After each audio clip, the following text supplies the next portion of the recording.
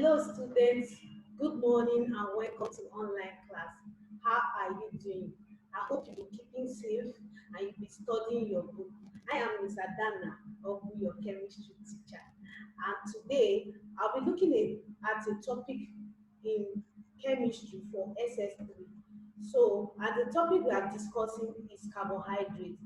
So let's look at some of our learning objectives, the things we hope to achieve at the end of this class.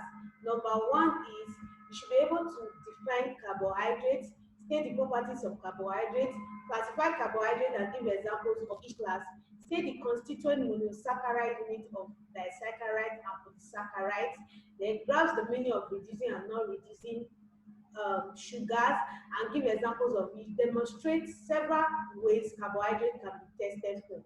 State the uses of carbohydrates. These are the things you are supposed to achieve at the end of this lesson. So let's go on. What are carbohydrates? Now, you agree with me that from our studies, we know that carbohydrates are classes of food. It's one of the class of food, sorry. It's one of the class of food, and it is contained in most food that we eat.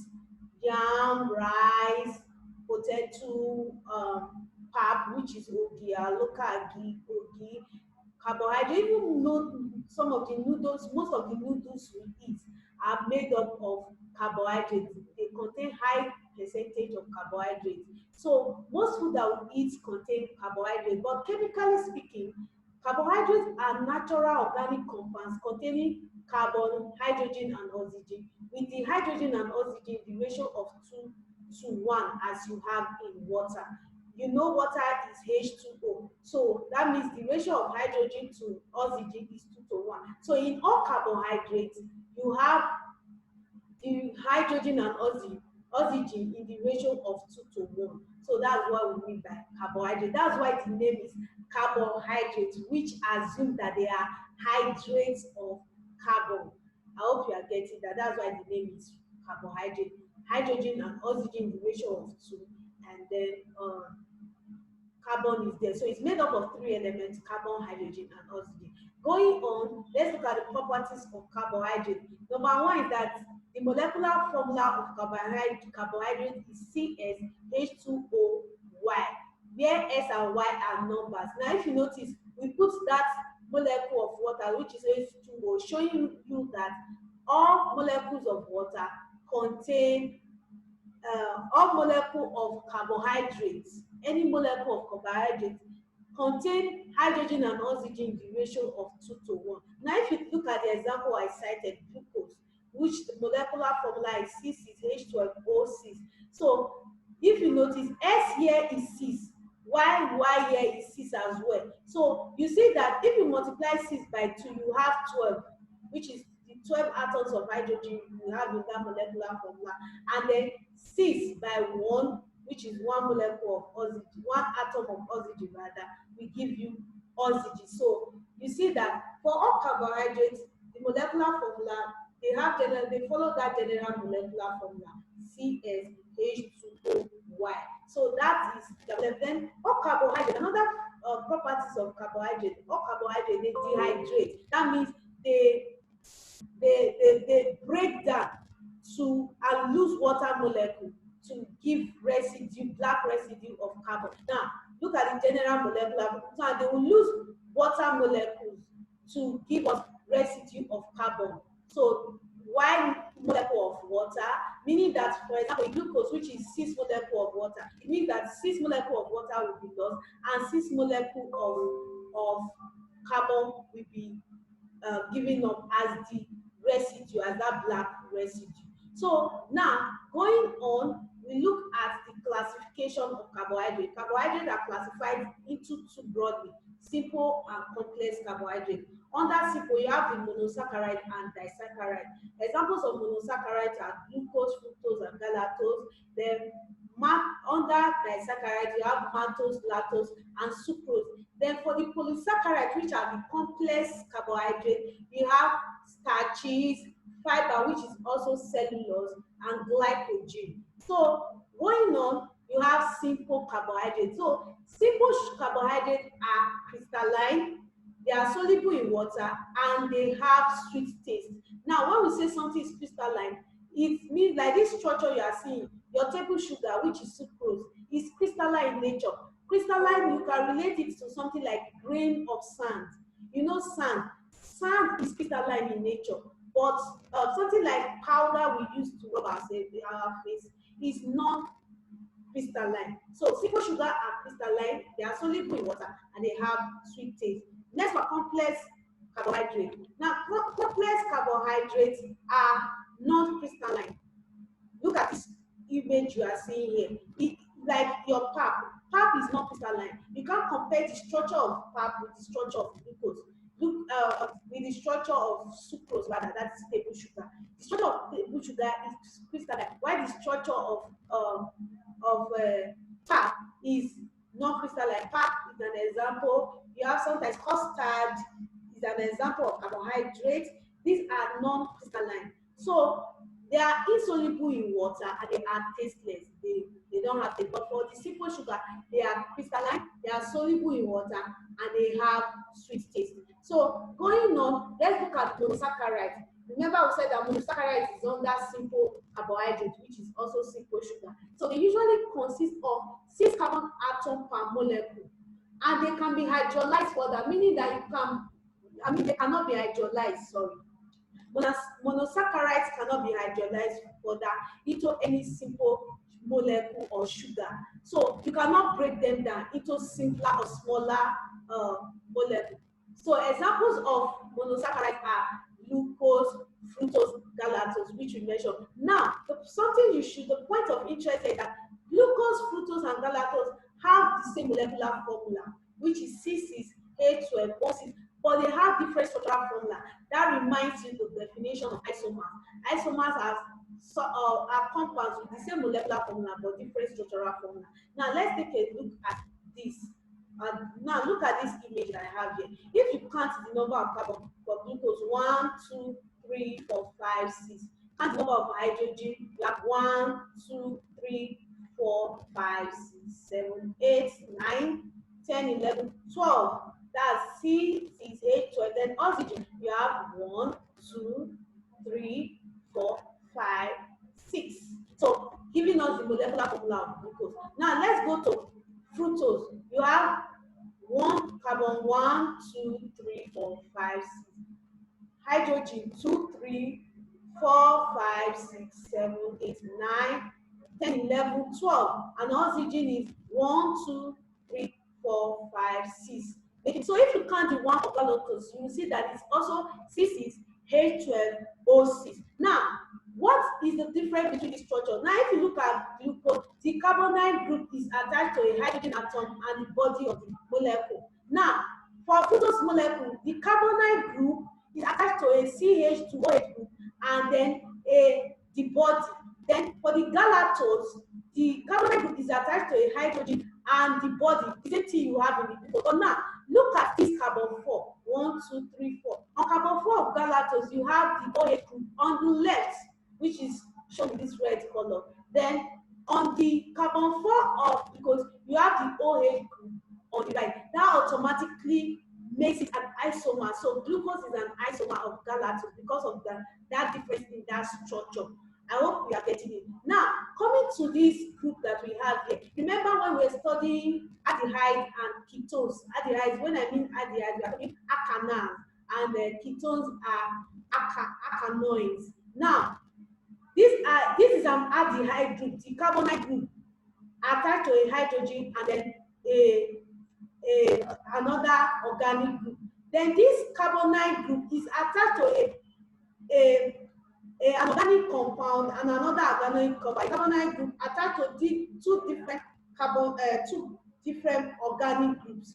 But the alkanal group is the carbonyl group attached to a hydrogen. So glucose and galactose have the same functional group, but fructose have another function. The functional group of glucose and galactose are the alkanal, while the functional group in fructose is the alkanone. Alkanal is the same thing as aldehyde, and ketones is the same thing as alkanoids. You understand that we talked about that in our previous classes in school. So these are the carbohydrate isomers of monosaccharide, glucose, fructose, and galactose. Moving on, let's look at disaccharides. Disaccharides are also simple sugars, and they are derived from the condensation of two molecules of monosaccharide to give us and then any water is eliminated in the process. You get the disaccharide. Now, remember that for monosaccharide, they cannot be hydrolyzed further into simple compound or into simple molecules.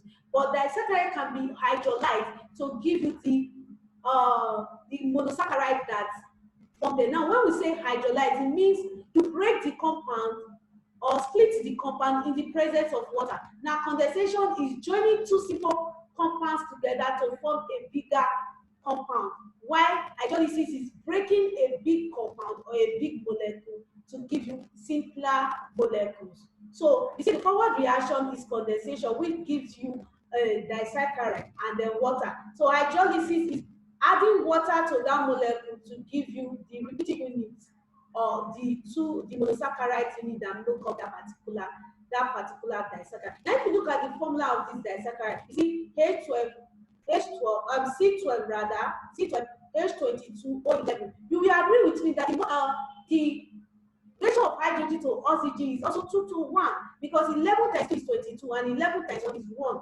H is 2, oxygen is 1. That's the ratio. Hope you're getting it. So now they hydrolyze to give two components of the monosaccharide. I've said that. So now look at remember in our learning objective, we said you should be able to identify the monosaccharides unit that make up a particular disaccharide or a polysaccharide. So look at sucrose, which is also known as cane sugar. It's made up of one glucose and one fructose. The component monosaccharides is glucose and fructose. For lactose, the component monosaccharide is glucose and galactose. That's lactose is milk sugar. Maltose is made up of two glucose units. So sucrose is glucose and fructose. Lactose is glucose and galactose, and maltose is two glucose. Those are the repeating units of these different disaccharides that we have. So next, we look at polysaccharide. Like we said, polysaccharides are complex carbohydrates, and they are composed of many repeating units of monosaccharide linked by condensation. Now, condensation, I told you, is joining together of simpler molecules to give you large molecules. So, carbohydrates are made up of large number of repeating monosaccharide units joined together. So, N here represents a large number from 100 to even 1,000. So let's assume 1,000 molecules of glucose coming together to give you one bigger molecule. That will form a polysaccharide. Then it will lose N/2 molecule of water in the process. Now, polysaccharides can also be hydrolyzed. Remember, I said that monosaccharides cannot be hydrolyzed.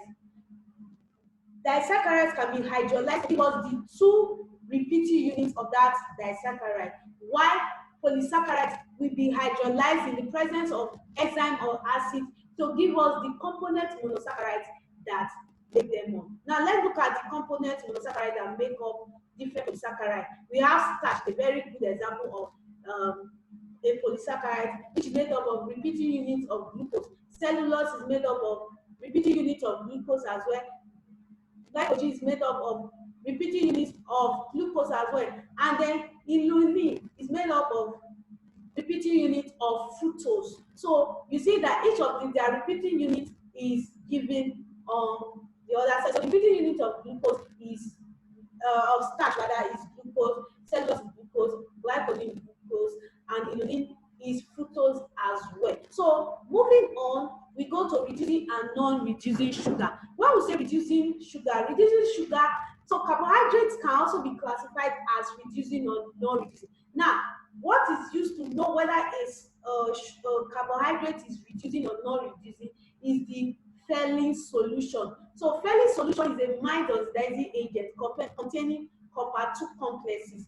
So that Ferlin solution is blue in color. In the presence of a reducing sugar, that blue color will turn to brick red, or it will form a red precipitate. So in the presence of reducing sugar, the blue color turns red, while in the presence of a non-reducing sugar, the blue color remains unchanged. So it tests this non-reducing sugar tastes negative to Ferlin solution, while reducing sugar tastes positive to Ferlin solution. Now, let's look at example.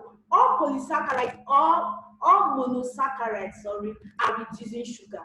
Know that. So glucose, fructose, galactose are all reducing sugar. But of the disaccharides, only maltose and lactose are reducing sugar, while sucrose is not reducing. This means that if you add Ferlin solution to glucose, fructose, galactose, maltose, and lactose, it will turn that blue color of Ferlin solution to brick red. While sucrose will not react with Ferlin solution, the color will remain unchanged. Then all polysaccharides are also non-reducing sugar. So if you are asked examples of reducing sugar, you have glucose, fructose, galactose, maltose, and lactose. And for non-reducing sugar, you have sucrose. That's an example of simple sugar, which is non-reducing, and all polysaccharides are non-reducing as well. So moving on, let's look at how we can test for carbohydrates. You can test for carbohydrates with concentrated tetraoxosulfuric acid. Because in this test, you require the solid sample. That means you don't have to dissolve it in water, just the solid sample. If you add a few drops of concentrated H2SO4 to the test tube, you will observe evolution of gases and a black residue will be left. Then it means that your inference will be that the substance is a carbohydrate. Now let's look at this image. You can see this. You have a carbohydrate substance.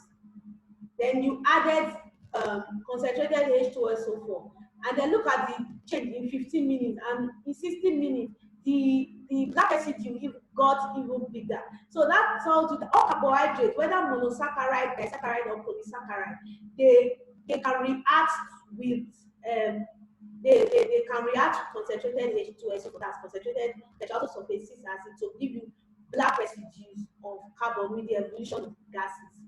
I hope we are getting this. So all carbohydrates turn black in the presence of concentrated, when heated with concentrated H2SO4. Now, another test, I mentioned this short while, it was Ferlin solution. Ferlin solution of Benedict. Benedict of Ferlin is they act similar, and they are used in the laboratory to test for carbohydrate. And which carbohydrate do they test for? Is reducing sugar. So all reducing sugar will turn red. They will turn to brownish red or brick red when Ferlin solution is added. So the procedure is, now in this test, you need a solution of the substance. That means the sample that you have, you dissolve it in water, and then add a few drops of Ferlin solution to about 2 centimeter cube of the sample solution, and then boil. Then you observe after boiling that the color changes to brownish red or brick red precipitate. Then your inference is that a reducing sugar like glucose is present. Glucose is a typical example of a reducing sugar. So your inference will be, when you are stating your inference, that a reducing sugar is present. Now let's look at the diagram. Now this is a sample solution. Then you added Benedict solution. I told you that Benedict solution acts similarly like Ferlin solution. Then you heat in a water bath. Then at the end of the day, you have a big red precipitate will be formed. That's Ferlin solution. Then lastly, iodine test is also used to test for carbohydrates. Now in this test, you can use the aqueous solution, you can use a solid sample, and you can also use boiled sample with iodine. Now, when a few drops of iodine is added to the sample solution, the solution turns blue-black, and the color disappears. When you heat that color, it disappears on it and reappears when it cools. So that tells you that starch is present. Starch is a very typical example of a polysaccharide. So this test is actually used to test for polysaccharide. Now look at this. Now this is iodine. Iodine, which is purple in color, or what is referred to as violet. Now this iodine, when you add it to, this is something like potato, which is made up of starch, it turns blue-black. Now you can also use a sample solution like what I have there in the middle with the iodine.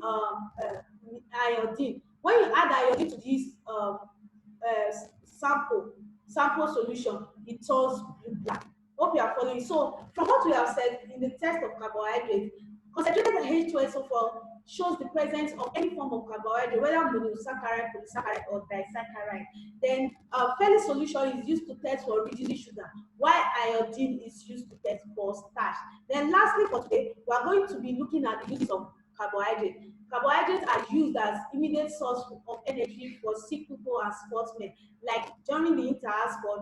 Most times, those athletes have finished running, they give them glucose to help energize them. So it is an immediate source of energy. Even our food, when we take in food, the food is converted to glucose, which we use to produce energy for our body to carry on. The sucrose is used to sweeten food and beverages. It is used to produce ethanol by fermentation in the industry. Now, sucrose, like I mentioned before, is the table sugar we use in our houses. We use it to sweeten food. Then starch is used and consumed as food. It is used industrially to produce ethanol and glucose.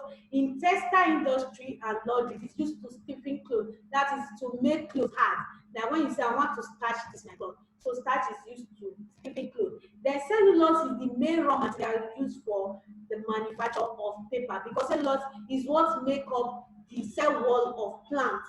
So cellulose is used to make paper, so the main raw materials for making paper. So thank you very much students for listening to me. I hope you learned something. Please endeavor to take up past questions relating to this topic and answer them. And if you have any question, something that you're not clear about, please reach out to me on my phone number. My phone number is in the school WhatsApp page that was created for your parents, and also is in your school yearbook. You can reach out to me and I will answer you once I get the question. Even in the school website, there is a link for you to ask questions.